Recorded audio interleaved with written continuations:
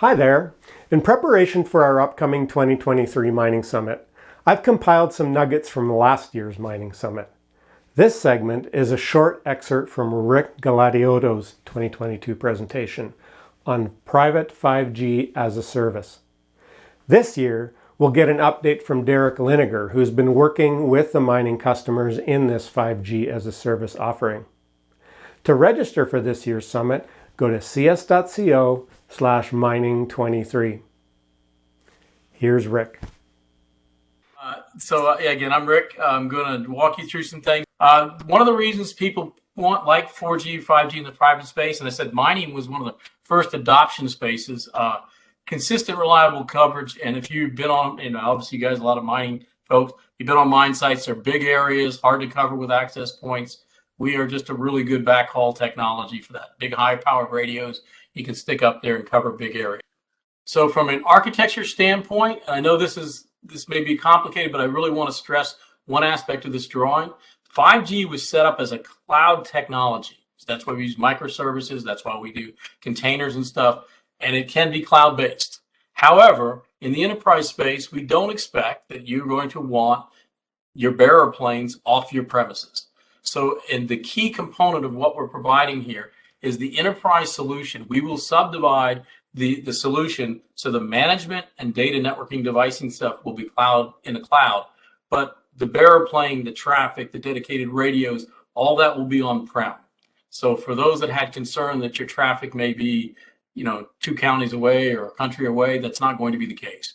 We will put equipment, servers on site to run this equipment, so your data traffic remains on site, except in cases where you want it to go elsewhere. But we will allow for that. We will provide redundancy on site. We'll provide the dedicated radios, the dedicated core will all be under your control on your premise. There will be requirements, obviously, that you have to go. Our partners will do the civil engineering and stuff to install all this. If it needs powder, if it needs skids or something like that on the sites, all that will be taken care of by Cisco and its partners. So we'll deliver the full on-site view. They'll do the RF layouts. These things are not permanent, especially on mines, which sometimes change. So that'll be an ongoing correction point that you'll have to look at to tune those things. But generally speaking, that will be something that will be, again, under the as-a-service premise.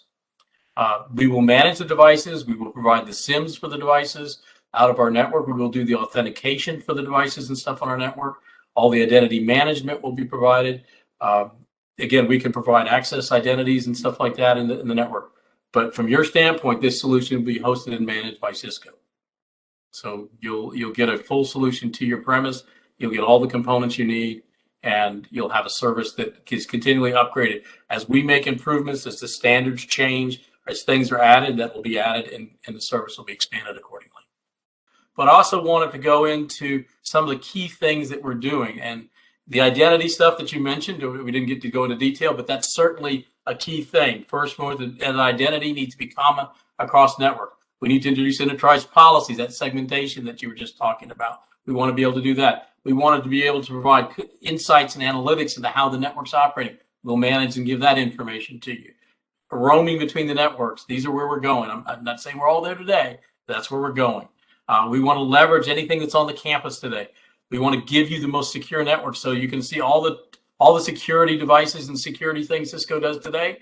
We're going to bring in as part of the solution. So it is very doing it, and we think it's easier to consume as a service model. Having done private LTE for years now, obviously this is not the expertise of mining companies. Not saying they can't do it, but it hasn't proven to be the expertise. So we've learned that if we can do it as a consumption model, it simplifies things for you.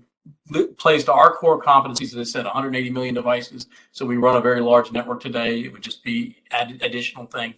So we're leveraging what we do, as well as all the UEs and IoT devices we provide. So overall, I think we have a unique solution in the space, and we're coming at it what I think is a very unique perspective, because we see these complementary environments and delivering services and data to you. We don't see this as one technology is better than the other. They have pros and cons, both of them, right? Ultimately, it's delivering the end mission critical use case you're trying to service. So that was Rick Galatioto. Derrick Linegar will be updating us on how this service has progressed at the 2023 summit.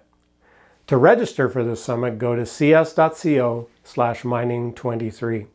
And if you'd like to watch the rest of Rick's presentation from last year, check out this video. Take care.